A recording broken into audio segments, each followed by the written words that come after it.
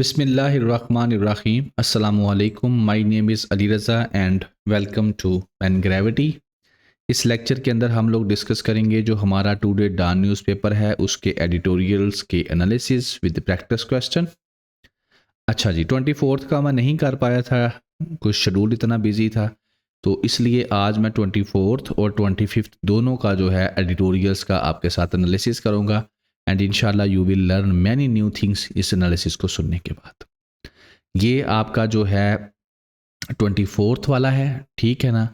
तो इसके जो है 1, 2 एंड 3 ये तीनों के तीनों एडिटोरियल्स मैं डिस्कस करूँगा। इसी तरीके से आपका 25 वाला है, इसके भी 1, 2 एंड 3 ये तीनों के तीनों आपके साथ एडिटोरियल्स डिस्कस करूँगा। तो ये 6 टॉपिक्स मैं जो है इस लेक्चर में आपके कवर करूँगा। बाकी बेटा जो आपका ओपिनियन वाला सेक्शन है आपको पता ही है, जो नए बच्चे हैं उनके लिए बता देता हूँ कि इसके अंदर हम लोग इन द सेम फैशन जो है ये चारों ओपिनियंस जो हैं डेली बेसिस के ऊपर इनका एनालिसिस करते हैं और उसका लेक्चर आपको डिलीवर करते हैं। ठीक हो गया, ये वाला है जैसे, और इससे इसका भी ये वाला सेक्शन है। तो ये सारे के सारे हम जो है डेली बेसिस पर चारों ओपिनियंस करते हैं। इससे जो है आपकी क्रिटिकल अप्रोच डेवलप हो जाती है, आर्गूमेंट बिल्डिंग अप्रोच आपकी डेवलप हो जाती है, आपका टाइम सेव हो जाता है, ठीक है। तो इसका लेक्चर अगर आप सुनना चाहते हैं तो ये फोकल पर्सन का नंबर है, उससे आप रब्ता कर सकते हैं और अपनी रजिस्ट्रेशन जो है वो करवा सकते हैं।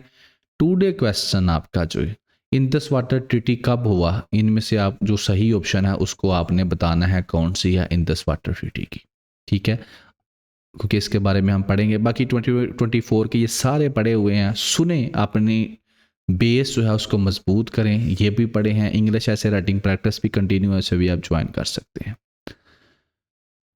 पहलगम अटैक क्या है इसके अंदर, ये है आपका फर्स्ट एडिटोरियल, आपने सुना भी होगा खबरों के अंदर।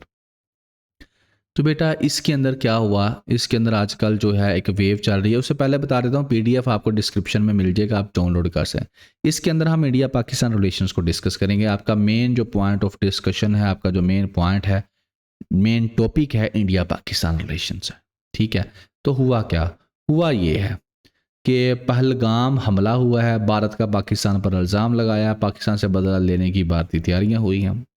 यानी कि इंडिया के अंदर जो कश्मीर है, India held Kashmir, Indian illegal occupied Kashmir जिसको हम लोग बोलते हैं, अगर आप यहाँ से देखें तो ये वाला जो है, तो यहाँ पर जो है एक जगह का नाम है, उसका नाम क्या है, पहलगाम, ठीक है ना। वहाँ पर जो टूरिस्ट आए हुए थे उनके ऊपर अटैक होता है और उसकी वजह से तकरीबन 25-26 जो हैं वो मारे जाते हैं। इंडिया बगैर टाइम ज़ाया किए पाकिस्तान के ऊपर इल्ज़ाम लगा देता है और पाकिस्तान को कहता है कि इसके पीछे तुम हो, ठीक है। तो वहाँ पर होता क्या, अटैक, मिलिटेंट अटैक करते हैं और 25 के करीब लोग जो हैं वो उनकी डेथ हो जाती है, ठीक है। बिगेस्ट अटैक है इंडिया हेल्ड कश्मीर के अंदर पिछले 25 साल में, और इसकी जो रिस्पॉन्सिबिलिटी एक रेजिस्टेंट फ्रंट है कोई, वो कहता है कि मैंने ये काम किया है। इंटरनेशनल रिस्पॉन्स आता है, यूएनओ का सेक्रेटरी जनरल कहता है अंटोनियो गुटरेस ये काम अच्छा नहीं हुआ। अच्छा, काम हो गया, इंडिया ने फौरन कहा पाकिस्तान ने किया है, एलिगेशन पाकिस्तान के ऊपर लगाए गए कि ये क्रॉस बॉर्डर जो है लिंक है इसका। फिर क्या किया गया, फौरन से कहा कि हम इंडस वाटर ट्रीटी जो है उसको सस्पेंड करते हैं। फिर कहा हम बॉर्डर क्लोज कर देते हैं, अतारी बॉर्डर जो है उसको हम लोग बंद कर देंगे। तो ये काम हम लोग करने जा रहे हैं। ये किसने कहा, इंडिया ने कहा। आपने जो वीज़े हैं आपके जो सार की बेस के ऊपर आपको मिलते थे वो ख़त्म करने जा रहे हैं। अपना जो स्टाफ है आपके फॉरेन ऑफिस के अंदर उसको कम करने जा रहे हैं, ठीक है। तो ये चीज़ें जो हैं ये कब हुई, 24 ऑफ आपका जो है अप्रैल वाले दिन ये काम हुआ। इससे अब हो क्या रहा है, इस काम की वजह से अब आगे से पाकिस्तान भी जवाब देगा। तो फिलहाल 24 को तो पाकिस्तान ने जवाब नहीं दिया, 24 वाले दिन पाकिस्तान इज वेटिंग कि ये हो क्या रहा है भाई जहाँ, ठीक है। तो पाकिस्तान ने रिस्पॉन्स दिया 25 को, 25 को पाकिस्तान ने रिस्पॉन्स दिया। अब वो जो 25 वाला रिस्पॉन्स है वो क्या था, वो था 25 वाला आपका एडिटोरियल। पाकिस्तान ने क्या रिस्पॉन्स दिया? पाकिस्तान ने कहा ठीक है, टिट फॉर टैट, जैसा करोगे वैसा भरोगे। नेशनल सिक्योरिटी कमेटी आपकी बैठती है इस्लामाबाद के अंदर, कहता है उन्होंने फैसला किया कि हम बायलेटरल जो अकॉर्ड्स हैं उनको सस्पेंड करते हैं, जिसके अंदर आपका शिमला का एग्रीमेंट है उन्हें ख़त्म करो जिसको। फिर उन इंडियन एयरक्राफ्ट जो है पाकिस्तान की जो एयर स्पेस है उसको इस्तेमाल नहीं कर सकेंगे, यानी कि पाकिस्तान के ऊपर से गुजर कर अगर वो जाते थे तो अब पाकिस्तान के ऊपर से वो गुजर कर नहीं जा सकेंगे। अब उनको जो है अरेबियन सी वाली साइड से होकर जाना पड़ेगा, तो उनका जो है को 2-3 घंटे का पेट्रोल अब ज़्यादा लगेगा। ठीक है, पाकिस्तान ने अपनी एयर स्पेस बंद कर दी, वाघा बॉर्डर जो है पाकिस्तान ने बंद कर दिया, अपना जो स्टाफ है वहाँ पर फॉरेन ऑफिस के अंदर इंडिया में उसको कम कर दिया। तो पाकिस्तान ने भी कहा ठीक है, जैसा करोगे वैसा हम भी करेंगे आगे से। और साथ जो मोस्ट इंपॉर्टेंट थिंग पाकिस्तान ने की वो ये की कि अगर तुम इंडस वाटर ट्रीटी को छेड़ोगे, ठीक है, या पानी बंद करोगे, तो ये एक जंग वाला काम फिर तुम करोगे। ठीक है ना, ये हम बर्दाश्त नहीं कर सकते। क्यों? क्योंकि पाकिस्तान जो है उसका आप उसको इंडस वाटर ट्रीटी को सस्पेंड करते हो। मैं बताता हूँ अभी सारा इंडस वाटर ट्रीटी क्या है और वो क्या है, लेकिन पहले एक डिटेल में आपको बता दो। तो फिर क्या करोगे, फिर जंग हो जाएगी, ये एक्ट ऑफ वार होगा। ये ऐसा ही है जैसे हमसे तुमने जंग छेड़ दी है। क्यों? क्योंकि पाकिस्तान एक अग्रेरियन स्टेट है, यानी कि एग्रीकल्चर वाली स्टेट है। तो जो दरिया का पानी है उसके ऊपर डिपेंडेंट है, लोगों का रोज़गार उसके ऊपर डिपेंड है। पाकिस्तान के लिए जीने मरने वाली बात हो जाएगी ये। और अगर पानी ब्लॉक किया जाएगा तो फिर क्या होगा, ये एक क्राइम होगा अगेंस्ट ह्यूमैनिटी, यानी कि हमारी फसलों को पानी नहीं मिल सकेगा। उससे फिर क्या होगा, फसलें नहीं हो सकेंगी, फूड सिक्योरिटी के मसाइल पैदा होंगे, और हमारी अच्छी खासी जो एक पॉपुलेशन है वो एग्रीकल्चर से रिलेटेड है। तो ये बेटा एक मैंने आपको सरसरी सा बता दिया कि ये उन्होंने क्या किया और आगे से पाकिस्तान ने क्या किया 25 अप्रैल तक। आगे क्या होने वाला है वो होता रहेगा। ठीक है, अच्छा अब हम जाते हैं कि पाकिस्तान ने जो एग्रीमेंट्स कहे, जैसे कि पाकिस्तान ने एक शिमला एग्रीमेंट कहा हम कैंसिल करते हैं, तो हल्का सा शिमला एग्रीमेंट के बारे में सुन लें कि ये क्या है। ये बेटा एक पीस ट्रीटी है पाकिस्तान और इंडिया के दरमियान। जब आपको पता है पाकिस्तान की और इंडिया की 1971 की जंग होती है, तो उसके बाद जंग को ख़त्म किया जाता है और फिर सुलह सफाई की जाती है। तो उसके अंदर ये शिमला एग्रीमेंट जो है, इसको शिमला वैसे है कहाँ पर, हिमाचल प्रदेश के अंदर है। और जब ये एग्रीमेंट हुआ था उस वक्त वहाँ पर इंदिरा गांधी जो थी वो प्राइम मिनिस्टर थी इंडिया की, जुल्फ़िकार अली भुट्टो था प्रेसिडेंट ऑफ पाकिस्तान था। तो इसके अंदर वैसे तो बहुत एक लंबी चौड़ी दास्तानें लिखी हुई हैं, लेकिन एक चीज़ ये की गई, इस ट्रीटी के तहत कुछ ज़मीन थी जो पाकिस्तान की, जो पाकिस्तान से इंडिया वालों ने कैप्चर की थी, वो पाकिस्तान को कुछ तो वापस कर दी गई लेकिन कुछ वापस नहीं की। दूसरा जो लाइन ऑफ कंट्रोल है, ठीक है, उसको जो है पहले वो सीज फायर लाइन थी, उसके बाद उसको लाइन ऑफ कंट्रोल का नाम दे दिया गया। यानी कि अगर आप यहाँ से बेटा देखें ना, तो ये लाइन ऑफ कंट्रोल आपको नज़र आ रही है। पाकिस्तान और इंडिया के दरमियान जो ये वाली लाइन है ना, इसको कहते हैं लाइन ऑफ कंट्रोल। तो पहले ये सीज फायर लाइन थी। ठीक है, अब यहाँ पर ना एक वर्किंग बाउंड्री भी है, अगर आपको पता होगा। अगर एक तरफ आज़ाद पाकिस्तान का कश्मीर है और दूसरी तरफ इंडिया का कश्मीर है, तो इस बॉर्डर को कहते हैं लाइन ऑफ कंट्रोल। लेकिन अगर एक तरफ इंडिया वाला कश्मीर है और दूसरी तरफ पाकिस्तान है, तो इसको कहते हैं वर्किंग बाउंड्री। ये सियालकोट वाली साइड के ऊपर जो है, ठीक है, तो ये वर्किंग बाउंड्री है, ये लाइन ऑफ कंट्रोल है। और ये जो लाइन ऑफ कंट्रोल नाम दिया गया था कि अब यहाँ पर अपनी फोर्सेस आपकी रुक जाएंगी, लाइन ऑफ कंट्रोल, ये शिमला एग्रीमेंट के तहत हुआ था।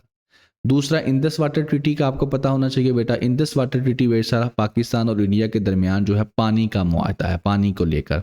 वर्ल्ड बैंक ने ये करवाया था 1960 में, जनाब अली ये साइन हुआ था। और इसके अंदर सिंपल यही था, 6 दरिया थे, ठीक है ना, उनमें से जो 3 दरिया थे वो इंडिया के पास चले गए और 3 दरिया हमारे पास आ गए। ठीक है, हमारे पास कौन से गए, जो वेस्टर्न दरिया थे, यानी कि चनाब, जेहलम और इंदस पाकिस्तान को दे दिया गया, और इंडिया को जो ईस्टर्न सतलुज, ब्यास और रावी जो है वो इंडिया को दे दिया गया। इंडिया यहाँ से अब आप देख सकते हैं कि जैसे इंदस पाकिस्तान के पास है, जेहलम है, चिनाब है, ये तीनों वो वाला इंदस, जेहलम और चिनाब, ये 3 पाकिस्तान के पास है। अब यहाँ पर ये सतलुज, ब्यास और रावी, ये तीनों के तीनों जो हैं ये इंडिया के पास हैं। इसीलिए ये दरिया आपको पाकिस्तान में सूखे हुए मिलेंगे, क्योंकि इनका पानी वो डाइवर्ट कर लेता है। ठीक है, तो अब जो है वो कहता है जी इंडस वाटर ट्रीटी जो है उसको भी वो सस्पेंड करेंगे, तो उससे फिर नुकसान होगा पाकिस्तान को पानी का। ठीक है, तो ये हैं दोनों बेटा जो आपके मेन जो थे पॉइंट्स। अच्छा अब आ जाते हैं आगे कि जनाबी अली ये अटैक हो क्यों रहे हैं। तो ये अटैक इसलिए हो रहे हैं कि यहाँ पर कहा भी गया कि ये बेसिकली जो अटैक्स हैं ना, जो रेजिस्टेंस फ्रंट ने किए हैं, तो इसके लिए इंडिया को अपने गिरेबान में झांकने की ज़रूरत है कि वो क्या कर रहा है। वो जो उनके पास इंडियन इलीगल ऑक्युपाइड कश्मीर, हमने इसका नाम लिख रखा हुआ है, उसके अंदर जुल्म सितम ही कर रहा है ना। तो बीजेपी की गवर्नमेंट में एक और काम उन्होंने कर दिया अगस्त 2019 के अंदर, आर्टिकल 370 जो था उसको ख़त्म कर दिया इन्होंने। आर्टिकल 370 मैं पहले भी डिस्कस कर चुका हूँ। आर्टिकल 370 के तहत ये है कि कश्मीर जो है, इंडिया के कॉन्स्टिट्यूशन के अंदर आर्टिकल 370 है, उसमें ये लिखा हुआ था कि कश्मीर जो है वो एक डिस्प्यूटेड रीजन है, इंडिया का हिस्सा नहीं है, इसका भी फैसला होना है। लेकिन बीजेपी की गवर्नमेंट ने 2019 के अंदर ये आर्टिकल ही ख़त्म कर दिया, इसको ख़त्म ही कर दिया कॉन्स्टिट्यूशन से, और जो कश्मीर है उसको अपना हिस्सा बना लिया कॉन्स्टिट्यूशन के तहत। और हिस्सा बनाने के बाद उसकी दो जो है यूनियन काउंसिल, उन्होंने यूनियंस बना दी। एक था नाम था जम्मू एंड कश्मीर, इसकी असम्बली थी यूनियन टेरिटरी, और दूसरी थी लद्दाख, इसकी असम्बली नहीं थी। यहाँ पर अभी रिसेंटली उन्होंने इलेक्शंस भी करवाए हैं, तो उन्होंने ये काम खुद से ही कर दिया।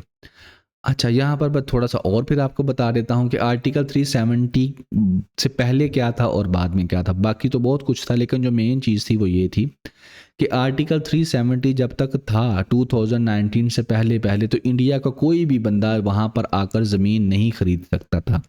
जिस तरीके से पाकिस्तानी जो है वो आज़ाद जम्मू एंड कश्मीर में ज़मीन नहीं खरीद सकते, इसी तरह इंडियन भी जो है वो कश्मीर में ज़मीन नहीं खरीद सकते थे।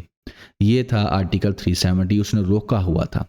लेकिन इंडिया ने क्या किया, आर्टिकल 370 ख़त्म कर दिया। अब वो क्या कर रहे हैं, वहाँ की ज़मीनें जो हैं हिंदुस्तान के लोग जो हैं वो आकर ख़रीद रहे हैं, वहाँ पर घर बना रहे हैं, उनको डोमिसाइल दिए जा रहे हैं। तो मकसद क्या है, बेसिकली ये है कि जो माइनॉरिटी थी उसको मेजॉरिटी में शिफ्ट किया जा रहा है, ताकि जो है वहाँ पर जो है गैर मुसलमों की तादाद ज़्यादा हो सके, और उसके बाद कोई कानून पास करके रेफरेंडम करवा के मरदमशुमारी करवा के इस मसले को ख़त्म ही कर दिया जाए।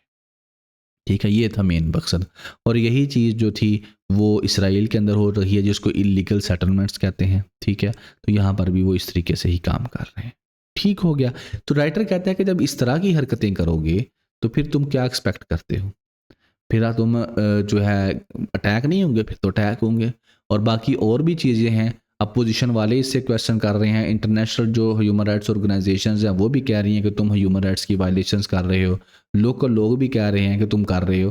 तो तुम जब ये सारा कुछ कर रहे हो, लोगों को वहाँ पर उनकी ज़िंदगियाँ तुम लोगों ने डिस्प्रेस की हैं, किसी को बोलने नहीं देते, तो फिर तुम लोग वहाँ से क्या एक्सपेक्ट करते हो। तो राइटर कहता है कि जेन्युइन पीस उसी वक्त आ सकता है जब एक रेजोल्यूशन पास हो, कश्मीरीज जैसा चाहते हैं वैसा हो, उसके अंदर पाकिस्तान भी शामिल हो, उसके अंदर इंडिया भी शामिल हो निगोशिएशन टेबल्स के ऊपर, लेकिन फैसला कश्मीरी ही करें कि उन्होंने क्या करना है, फिर ही यहाँ पर सुकून आ सकेगा, अदरवाइज यहाँ पर सुकून नहीं आ सकता। ठीक है, और जब यहाँ पर सुकून आएगा तो इसका मतलब क्या है, इसका मतलब है कि साउथ एशिया के अंदर सुकून आएगा। और जब तक ये कश्मीर का मसला हल नहीं होता, साउथ एशिया के ऊपर जो है एक तलवार जो है वो लटकती ही रहेगी। तो ये थी बेटा बातें। पेपर पर्सपेक्टिव में बेटा अगर लेके जाऊं तो पाकिस्तान इंडिया रिलेशनशिप भी डिस्कस करने हैं। ये 3-4 पॉइंट अपने जहन में रख लो। Kashmir, water, terrorism, history, human rights, minority rights. Kashmir हमारी लड़ाई की वजह है, पानी हमारी लड़ाई की वजह है, टेररिज्म लड़ाई की वजह है, हिस्ट्री हमारी इकट्ठी है, एक दूसरे से टूट कर बने हैं, ये लड़ाई की वजह। ह्यूमन राइट्स की वायलेशंस हो रही हैं, ठीक है, वो आप लोग डिस्कस कर सकते हैं कश्मीर के अंदर। यहाँ पर माइनॉरिटीज़ राइट्स की वायलेशन हो रही हैं, इंडिया के अंदर हो रही हैं, मुसलमानों के साथ ज़्यादतियाँ। तो ये वो चीज़ें हैं जिनके ऊपर पाकिस्तान और इंडिया के रिलेशंस जो हैं वो खड़े होते हैं, इन्हीं की वजह से ख़राब होते हैं, और यहाँ पर जब सुकून होता है तो ठीक हो जाते हैं। और अभी आप लोगों के सामने ही है। ठीक है जी, तो ये था बेटा आपका फर्स्ट एडिटोरियल 24 का और फर्स्ट एडिटोरियल ऑफ 25 का। ये दोनों को दोनों मैंने इकट्ठे डिस्कस कर दिए क्योंकि इनके ऊपर अंदर टॉपिक एक ही था। नेक्स्ट है जी IMF प्रोजेक्शन।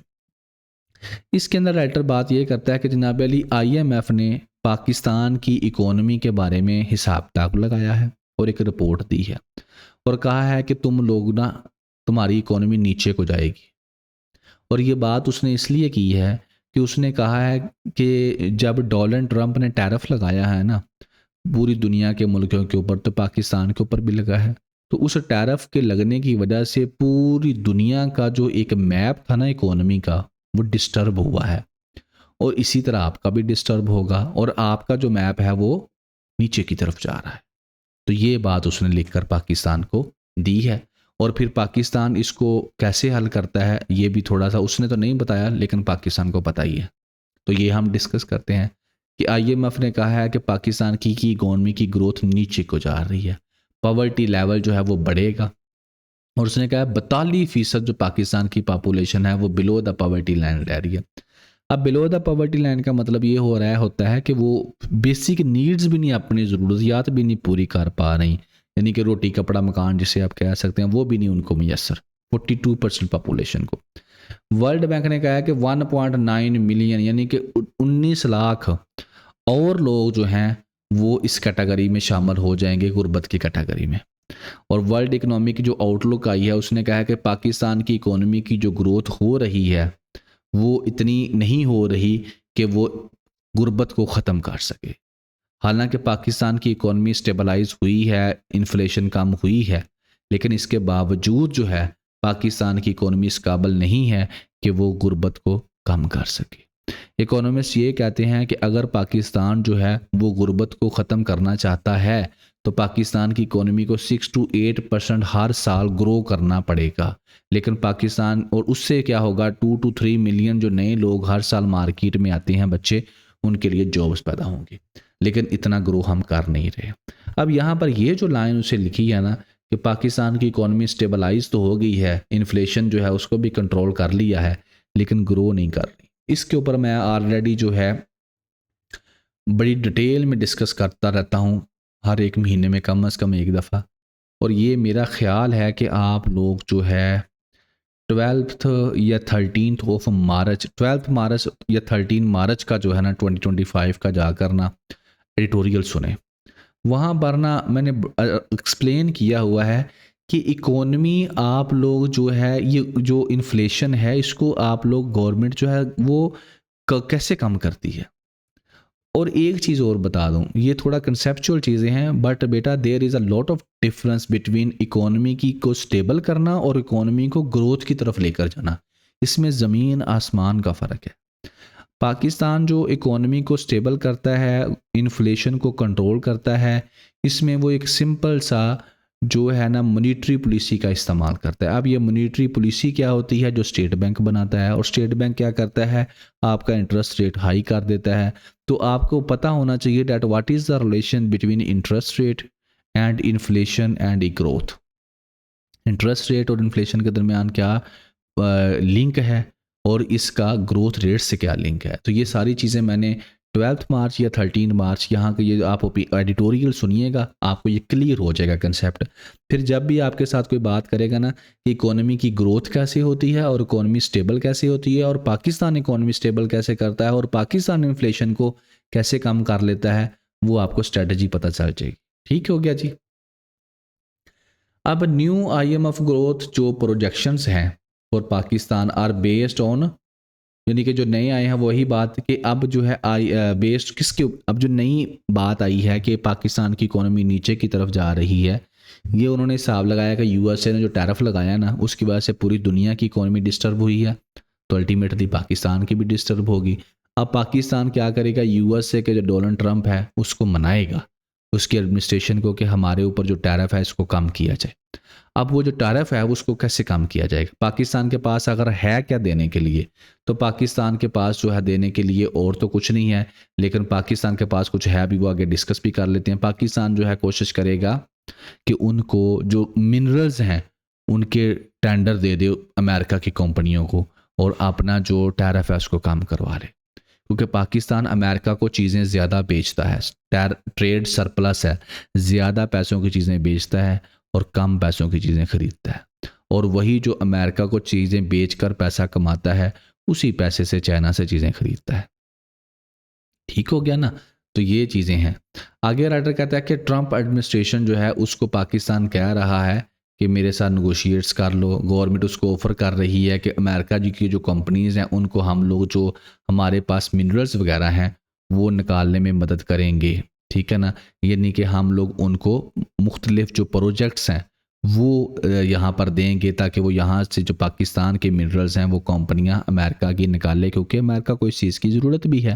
क्योंकि ये जो मिनरल्स हैं ये चिप्स के अंदर जो आपकी कंप्यूटर के अंदर यूज़ होती हैं, मुख्तलिफ़ किस्म की जो डिवाइसेस हैं वो बनाई जाती हैं, आपकी लिथियम की बैटरीज़ बनाई जाती हैं, आपके सोलर पैनल्स बनाए जाते हैं, या कोई भी जो लेटेस्ट टेक्नोलॉजी है उसके अंदर ये इस्तेमाल की जाती हैं। So that is the reason कि अमेरिका ने यूक्रेन की भी जंग अगर बंद करवाई है तो यूक्रेन वालों से क्या किया, मिनरल्स की डील की है। इन द सेम फैशन उसने अफ्रीका के अंदर भी इन मिनरल्स की डील की है, और पाकिस्तान के अंदर भी अगर वो मिनरल्स की डील उसे मिलती है तो वो कर लेगा। ठीक हो गया जी। और पाकिस्तान के पास और कोई ऑप्शन भी नहीं है। तो दूसरा, एक तो ये मिनरल्स की डील का हम लोग कह रहे हैं, दूसरा हम कह रहे हैं कि जो इम्पोर्ट्स हैं उनको भी हम लोग जो अमेरिका से चीज़ें इंपोर्ट करनी है उसके ऊपर जो बैरियर्स हैं हम उनको भी ख़त्म करेंगे। तो राइटर कहता है कि ये जो दुनिया के अंदर उसने टैरिफ लगाया है ना, इसके नुकसानात तो हैं लेकिन इसके फ़ायदे भी हैं, और उन फ़ायदों को वही मुल्क उठाएगा जो क्विक है, जो फास्ट है। तो अगर आप अपनी इकोनॉमी के अंदर बड़ी बड़ी स्ट्रक्चरल रिफॉर्म्स कर लेते हैं तो उससे आपके मुल्क में फ़ॉरेन डायरेक्ट इन्वेस्टमेंट आ जाएगी, आपकी इंडस्ट्री, आपकी एग्रीकल्चर जो है, एग्रीकल्चर प्रोडक्टिविटी बढ़ जाएगी, आपकी एक्सपोर्ट्स बढ़ जाएंगी। लेकिन पाकिस्तान के अंदर हमेशा से शॉर्ट टर्म्स इकोनॉमी की फिक्सेस की जाती हैं, लॉन्ग टर्म कोई काम नहीं किया जाता, स्ट्रक्चरल रिफॉर्म्स नहीं की जाती। उसकी बेटा सिंपल सी वजह है, बता देता हूँ। अब ये फिर एक अलहदा से पूरा टॉपिक है कि शॉर्ट टर्म में क्या होता है कि गरीबों को खींच खूंच लेते हैं, जिसके ऊपर टैक्स लगा हुआ है उसके ऊपर और टैक्स लगा देते हैं। ये है शॉर्ट टर्म, ठीक है। लॉन्ग टर्म में ये है कि जनाब बड़े बड़े काम करने हैं, अमीरों को पकड़ना है, ठीक है, अमीरों की सब्सिडी बंद करनी है, रियल स्टेट के ऊपर टैक्स लगाना है, एग्रीकल्चर के ऊपर टैक्स लगाना है, जो लैंड लॉर्ड्स हैं उनके ऊपर टैक्स लगाना है। तो ये काम जब वो करेंगे तो फिर नाराज़गियों का सामना करना पड़ेगा, तो फिर बड़ी स्ट्रक्चरल रिफॉर्म्स नहीं कर सकते। फिर इसके अलावा आप लोगों को अपनी शाह खर्चियाँ बंद करनी है, आपको state own enterprises, Pakistan international airline, Pakistan railway, Pakistan steel mills जहाँ पर जो है नुकसान में जा रही हैं उनको बंद करना है। ये हैं बड़ी बड़ी स्ट्रक्चरल रिफॉर्म्स, लेकिन ये नहीं करेंगे, ठीक है ना। तो राइटर यही कहता है। तो बहरहाल ये डाटा आपको इकोनॉमी में हेल्प करेगा। स्ट्रैंड्स गुड्स, अब स्ट्रैंड गुड्स के अंदर सिंपल सी बात है और वो एक ही है कि सिंध का जो कनाल का प्रोजेक्ट है उसको लेकर सिंध वाले प्रोटेस्ट कर रहे हैं, और उन्होंने सिंध से पंजाब को जो मोटरवे कनेक्ट करती है उसको बंद कर दिया है। उसको बंद करने की वजह से वहाँ पर जो कंटेनर्स हैं, ऑयल टैंकर्स हैं, वो खड़े हैं, वो मूव नहीं कर पा रहे। अब जब वो मूव नहीं करेंगे तो इसका मतलब है कि वो अपनी जो जगह है जहाँ पर उन्होंने पहुँचना था वो पहुँच नहीं पाएंगे। तो उससे क्या होगा, जो एक सप्लाई चेन है कारोबार के अंदर वो डिस्टर्ब होगी और कारोबारी लोगों को नुकसानात पहुंचेंगे। तो ये चीज़ वो इसके अंदर लिखता है। राइटर कहता है न्यू कनाल्स को लेकर प्रोटेस्ट हुआ, और जो सिंध और पंजाब को मिलाने वाली मोटरवे है उसको बंद कर दिया, तो सप्लाई चेन पैरालाइज्ड होगी। बिजनेसमैन और इंडस्ट्रियस और जो इंडस्ट्रीज़ हैं वो डिस्टर्ब हुए हैं, इसके एम्प्लॉयमेंट भी डिस्टर्ब होगी, ट्रेड भी डिस्टर्ब होगी। यानी कि ये हुआ है। तकरीबन जो है 800 के करीब कंटेनर्स हैं जनाब, ये ऑयल टैंकर्स हैं, सॉरी, वो खड़े हैं इस तरीके से। 3 से ज़्यादा हाईवेज़ जो हैं वो बंद कर दिए हैं, 2 हफ्ते से ज़्यादा हो चुका है। तो ये नुकसान वाली सूरत हाल बनी हुई है। अब जो इसके अंदर, जैसे ये मैंने टैंकर्स दिखाए, कहीं पर कंटेनर्स भी होंगे, तो कंटेनर्स के अंदर पेरिशेबल ऐसी चीज़ें जो ख़राब भी हो सकती हैं, अगर वो उन्होंने एक्सपोर्ट करनी है किसी दूसरे मुल्क को, तो फिर क्या होगा, वो उनको ख़राब होने का ख़दशा है। अगर वो अपने टाइम पर पोर्ट पर नहीं पहुंचती तो ख़राब होने का ख़दशा है। एक चीज़ तो ये है। दूसरा, अगर जो फ़ॉरेन बायर है जो दूसरे मुल्क में बैठा है उसको आप टाइमली चीज़ नहीं पहुंचाते तो वो अपना ऑर्डर कैंसिल कर देगा, उसका भी नुकसान होगा। नंबर 3, जो ऑयल कंपनीज़ हैं उनकी एडवाइजरी काउंसिल ने कहा है कि अगर ये ऑयल टैंकर ना चले तो फ्यूल की शॉर्टेज जो है वो हमारे सामने आएगी मुख्तलिफ इलाकों के अंदर, तो इससे भी नुकसान होगा। तो ये सारी की सारी क्या है कि जो सप्लाई चेन चल रही है शहरों के अंदर वो डिस्टर्ब होगी। तो फेडरल गवर्नमेंट और पाकिस्तान पीपल्स पार्टी ऑलरेडी इस चीज़ को लेकर बैठे थे कि इसको कैसे हल करना है। तो राइटर कहता है जो भी करना है ज़रा स्पीड से करो, इतना टाइम नहीं है, ये बहुत फास्ट दुनिया है। आप आराम आराम से एक दूसरे के साथ मीटिंग्स कर रहे हो, लोग प्रोटेस्ट कर रहे हैं, हाईवे बंद कर रहे हैं, सप्लाई चेन डिस्टर्ब हो रही है और एक्सपोर्टर्स को नुकसान हो रहा है, बिजनेसमैन वालों को नुकसान हो रहा है। और फिर ये तेल जैसे अब मिल नहीं रहा, बाद में इसको ब्लैक करके बेचोगे, आम लोगों को भी नुकसान होगा। तो जो करना है, ज़रा डिसीजन मेकिंग जो भी करनी है ज़रा जल्दी कर लो, इतना टाइम नहीं है। और तुम लोग आराम आराम से बातें करते रहते हो, मीटिंग्स करते रहते हो। तो सिंध गवर्नमेंट और फेडरल गवर्नमेंट बैठे, Pakistan Muslim League Nawaz, Pakistan Peoples Party, और इसका कोई हल निकालें। ये इसके अंदर वो लिखता है। नेक्स्ट है वीट वरीज। बड़ा अहम टॉपिक है, गौर से सुनना है। आपके थोड़ा सा कंसेप्चुअल भी है, आसान भी है, आपके एग्जाम्स में डायरेक्ट आपकी मदद करेगा। वीट आपको पता है जी, गंदम को कहते हैं, और वरीज परेशानी को कहते हैं। अब इसके अंदर बात क्या है, इसका जो क्रक्स है ना बेटा, वो है एमएसपी, मिनिमम सपोर्ट प्राइस। कि जो किसान है उसको जो एमएसपी जो थी ना वो ख़त्म कर दी गई है, जिसकी वजह से किसान जो है अब परेशान है। अच्छा, अब ये एमएसपी क्या है, किस तरह से वर्क करती है, ये मैं आपको समझाने की कोशिश करता हूँ। एमएसपी सादा अल्फाज में कहूँ तो बेटा, एमएसपी जो पाकिस्तान में टर्म यूज़ की जाती है इसके लिए, वो है सरकारी रेट। ये है एमएसपी, मिनिमम सपोर्ट प्राइस। ठीक है, अब राइटर क्या लिखता है? राइटर कहता है गवर्नमेंट ने फैसला किया है, एक ये कि मिनिमम सपोर्ट प्राइस जो फिक्स थी, उसकी जो पॉलिसी थी उसको ख़त्म कर देगा। नंबर दो जो वो गंदम खरीदता था, प्रोक्योरमेंट ऑपरेशंस, वो ख़त्म कर देगा।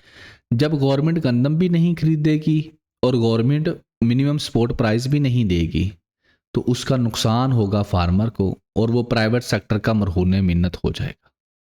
यानी कि उसको मार्केट के अंदर जाकर अपनी फसल जो है बेचनी पड़ेगी, और मार्केट में उसको अच्छा रेट नहीं मिलेगा। अब ये क्यों किया, इसमें क्यों नहीं उसको अच्छा रेट मिलेगा, ये अब आपने गौर से सुन लेना है। तो पहले एमएसपी, मिनिमम सपोर्ट प्राइस। अब ये क्या होती है, जैसे मैंने आपको बता दिया कि इसको कहते हैं सरकारी रेट।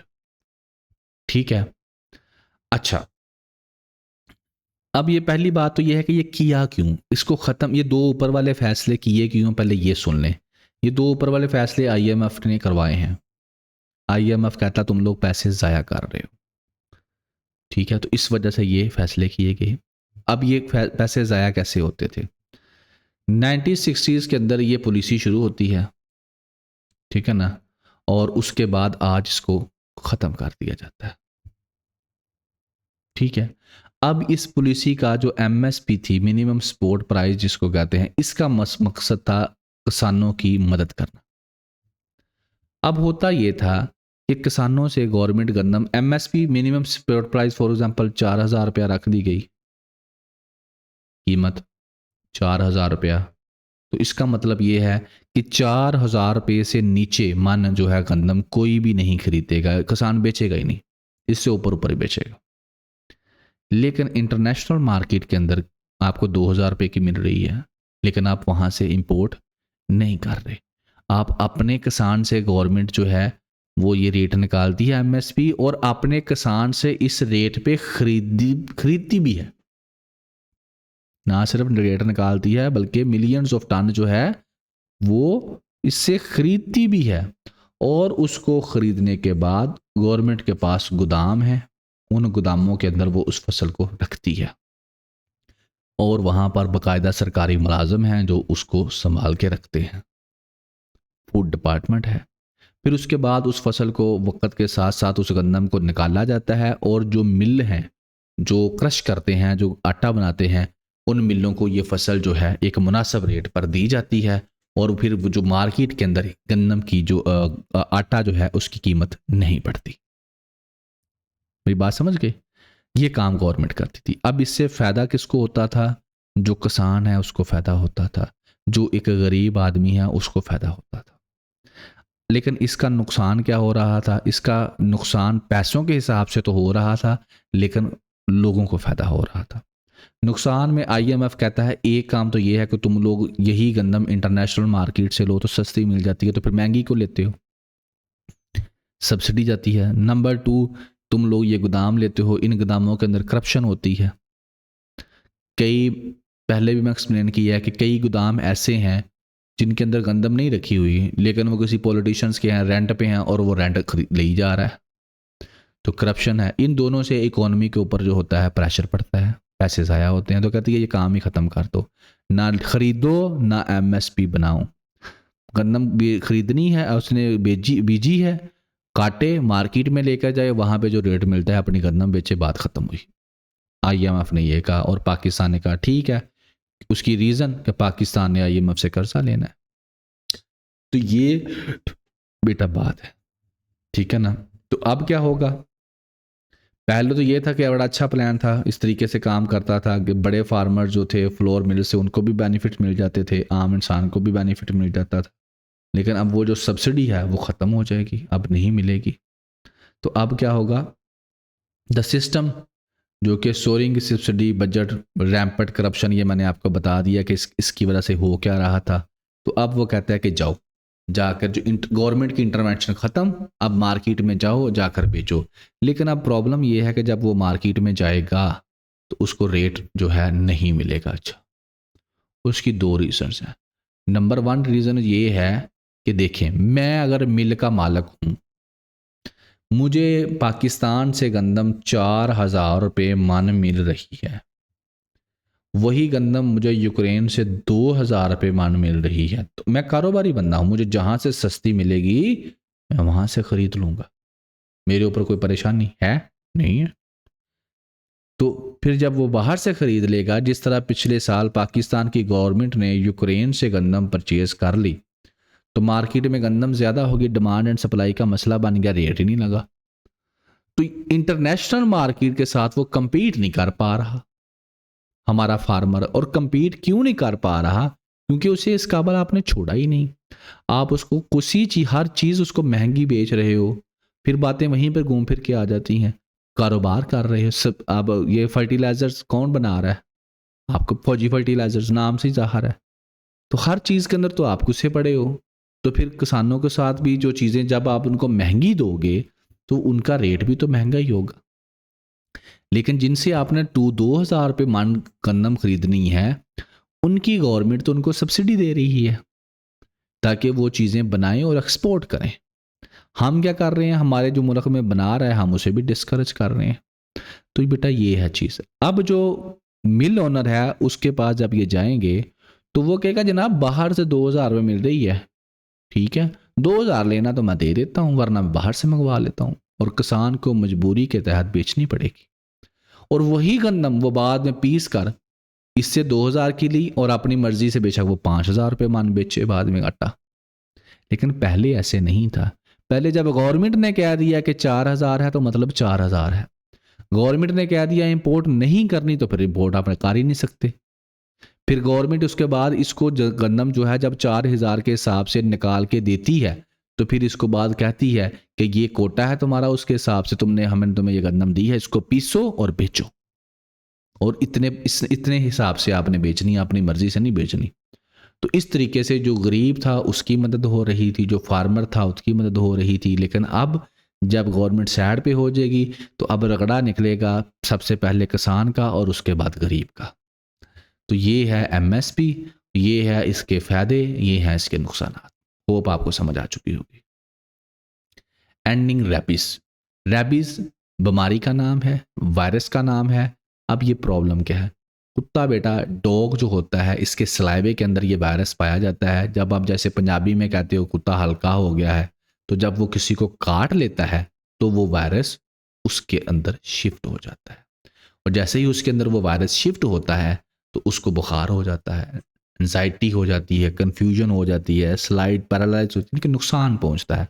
और अगर उस बंदे का टाइमली ट्रीटमेंट ना करवाया जाए तो वायरस जो है जाकर ब्रेन को हिट करता है और बंदे की डेथ हो जाती है। तो ये है। और ये वायरस ना सिर्फ डॉग के काटने से होता है बल्कि दूसरे कई एनिमल्स हैं जिनके काटने से भी ये वायरस बॉडी में मुंतकिल होता है, जैसे ये वे वाले सारे हैं आपके सामने, ठीक है। तो उसमें जो है, लेकिन पाकिस्तान में क्योंकि ज़्यादातर ये चीज़ें हैं नहीं, डॉग्स वगैरह ही हैं, तो डॉग्स जो है जब आपको काटते हैं नंबर 1 के ऊपर, तो फिर क्या होता है आपके अंदर वो सलाइवे के थ्रू क्या आपको इन्फेक्ट कर देते हैं, वायरस आपकी बॉडी में चला जाता है। वायरस फिर जो है वो मसल्स के थ्रू, अगर आप लोगों ने साइकोलॉजी पढ़ी होगी CSS में या वैसे, तो आपके मसल्स के थ्रू फिर आपके ये जो न्यूरॉन्स जिनको हम लोग बोलते थे, उनके थ्रू रीढ़ की हड्डी और उसके बाद दिमाग में जाकर अटैक करता है और उसके बाद आपके लिए परेशानी बनता है और फिर रेस्ट इन पीस आप हो जाते हैं अगर आपको वैक्सीनेशन ना करवाई जाए। लाहौर की अगर बात कराएं तो लाहौर में आपको पता है जेल रोड के ऊपर है बर्ड, आई थिंक सो नाम से हॉस्पिटल है, बर्ड्स ना हॉस्पिटल्स कोई है, तो वहाँ पर ये वैक्सीनेशन जो है की जाती है। ठीक है, लेकिन लाहौर में तो की जाती है क्योंकि ये सेंट्रल है, लेकिन जो जो गांव में रहते हैं, रूरल एरियाज में रहते हैं, वहाँ पर तो ये वैक्सीन मौजूद नहीं है। तो फिर क्या होता है, फिर वो टोटके इस्तेमाल करते हैं और टोटके इस्तेमाल करते करते टाइम ज़ाया हो जाता है और बंदे की डेथ हो जाती है। यही वो लिखता है यहाँ। कहता है सिंध के अंदर 9 लोग जो हैं केसेस आए हैं पिछले साल, रूरल एरिया से उनका तल्लक था, तो उनको लाइफ सेविंग ट्रीटमेंट नहीं दिया गया। उसकी वजह bureaucratic hurdle, under funded hospitals, lack of political will. Hospitals के पास फंड नहीं है, पॉलिटिकल विल भी नहीं है और ब्यूरोक्रेसी के हर्डल्स भी हैं, जिसकी वजह से उस बंदे को ट्रीटमेंट जो है रूरल एरियाज के अंदर नहीं मिले, मर गए। तकरीबन 2000 से 5000 लोग जो हैं वो रबी से हर साल पाकिस्तान में उनकी डेथ होती है और ज़्यादातर का तल्लक रूरल कम्युनिटीज़ से होता है क्योंकि रूरल कम्युनिटीज़ के अंदर अवेयरनेस नहीं होती इस चीज़ के बारे में। ठीक है ना, अस्पताल जो उनके हैं वहाँ पर दवाइयाँ होती हैं। ठीक है ना।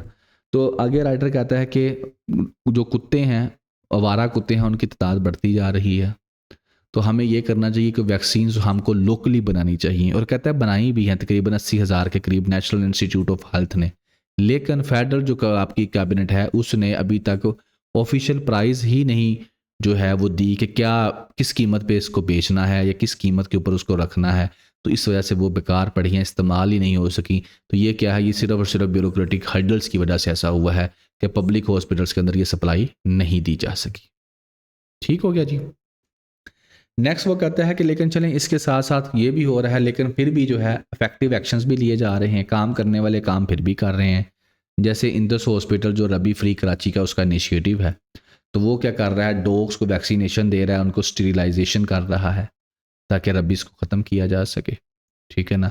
और डॉग बाइट के जो केसेस हैं उनको कवर कर रहा है। एक तो ये काम कर रहे हैं और दूसरा ये वाला सिंध गवर्नमेंट के अंदर कंट्रोल प्रोग्राम है, उसने तकरीबन 1,25,000 डॉग जो है उनको स्टेरिलाइज किया है। ठीक है, 20 डिस्ट्रिक्ट्स के अंदर उनकी वैक्सीनेशन सेंटर्स हैं। बस वो कहता है जो authorities must ensure number 1 uninterrupted vaccine supply दें, डॉग्स की वैक्सीनेशन के ऊपर जो है वो इन्वेस्ट करें, पब्लिक अवेयरनेस फैलाएं, तो इससे हम जो रबीज़ की वजह से जो जाने जाती हैं वो बच सकती हैं। तो WHO ने कहा है कि हम लोग 2030 तक इसको दुनिया से ख़त्म कर देंगे। तो अगर पाकिस्तान ने अभी इसको अपना प्रॉपरली ना हैंडल किया तो पाकिस्तान से ये ख़त्म नहीं होगा, दुनिया से ख़त्म हो जाएगा। ऑलरेडी बेटा पोलियो आपका जो है पूरी दुनिया से ख़त्म हो चुका है, बस पाकिस्तान और अफ़गानिस्तान से ख़त्म नहीं हो रहा, हम इतने पीछे हैं। तो ये डिसीज़ के बारे में, हेल्थ के बारे में था जो मैंने आपके साथ डिस्कस कर दिया। उम्मीद है आपको जो है सारे जो एडिटोरियल्स हैं उनकी समझ आ चुकी होगी। ये फोकल पर्सन का नंबर है, ये वेबसाइट आप विज़िट कर सकते हैं और ओपिनियन एनालिसिस के लिए। और बाकी इंशाल्लाह अगर मेरी ज़िंदगी रही तो नेक्स्ट लेक्चर में फिर हाज़िर होंगे, तब तक दुआओं में याद रखिएगा। अल्लाह हाफ़िज़।